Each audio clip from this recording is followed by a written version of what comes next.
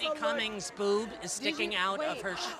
Should we tell her? She has a circle right where her boob is. I feel like it might be on purpose, but I'm not Purposeful sure. because I want to run and give her my like jacket. A purposeful boob. Okay, all right. I was trying to help out. If you want to do that, I'm going to support you all the way. Just saying, I didn't want her to feel like naked and. I think we'll tell her. Naked and afraid. Naked and afraid, which is pretty much my life every morning. I wake up naked and afraid most days too. If I look like you, I wouldn't be afraid of anything. Okay, there's plenty to fear. Really? I don't see it. I don't see it. I love you. Okay, well, as much as I'd love to just continue on this train, actually, I have to ask you guys about, and want to ask you about Demi Moore, obviously, now and then. To be back here tonight with such a special moment to be reuniting for. What's it mean to you? What memories do you have of that time together on set? We have so many memories. Yeah. So many memories. Give me a couple of them. I want Gino.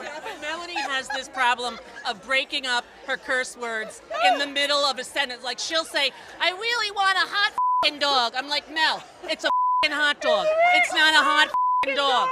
And then once she was like, "Yeah, I want a cappuccino for my kid. How hard is a cappuccino?" It's a cappuccino, Mel. Cappuccino. By the way, we were all staying in the same. No, we were all staying. I know, right? Keep it going. We were all staying in the same bed and breakfast too. Yes. So and not Demi. Demi was in a house, because she had the family and the kids, and Bruce. So everybody was together over there. But we were in the same thing. So it was like being a little bit like in a dorm. Yes, it was. And honestly, this is the thing that I want to say, because we've known each other for 30-something years. Melanie and I have known each other for over 50 years. And this is a very strong community. And women who have always been sort of thought of as being catty and being backstabbing. There's with each other. This is not our reality. We are very, very lucky and very blessed. And to me, as a producer, as an actor, has always set the tone for that. She's always been inclusive. She's always been supportive, and that's why she's being honored tonight for all of those amazing accomplishments, not just her career. You know, I love to hear that, because in all seriousness, you know, we hear women, someone came out recently and said, you know, the women empowering women thing is something people talk about a lot, but I don't feel it a lot. This is a really A-list actress. I believe it was Sydney Sweeney. I think it was Sydney Sweeney. But it is... Yes. Yes. Okay. Yes.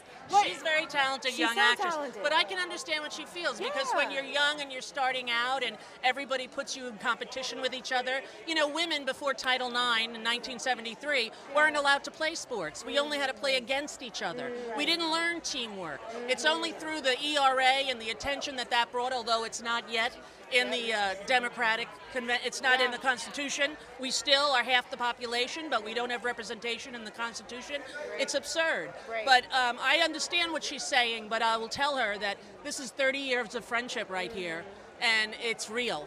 And you can find it in show business if you look. And also, sometimes, just like we had groundbreakers in Gloria Steinem and Bella Abzug and Jane Fonda and all those, Goldie Hawn, Ready for Dan.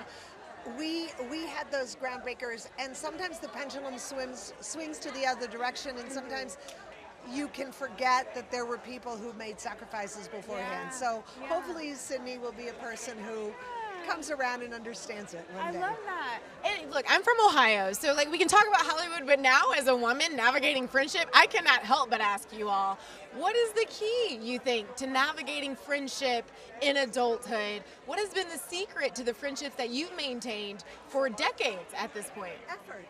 You have to make an effort to have friendships. To be a friend, you have to have a friend. You have to be a friend. Right.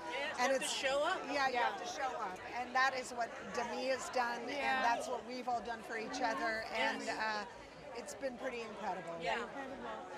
You have a new single. We have to talk about it. Tell me about the single.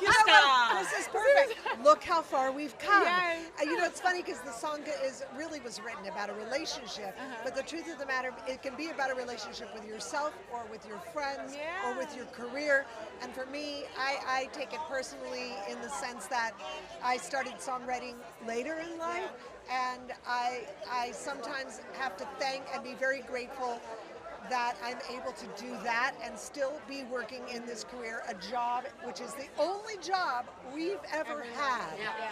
And that is grateful. So look how far we've come. Amen to that.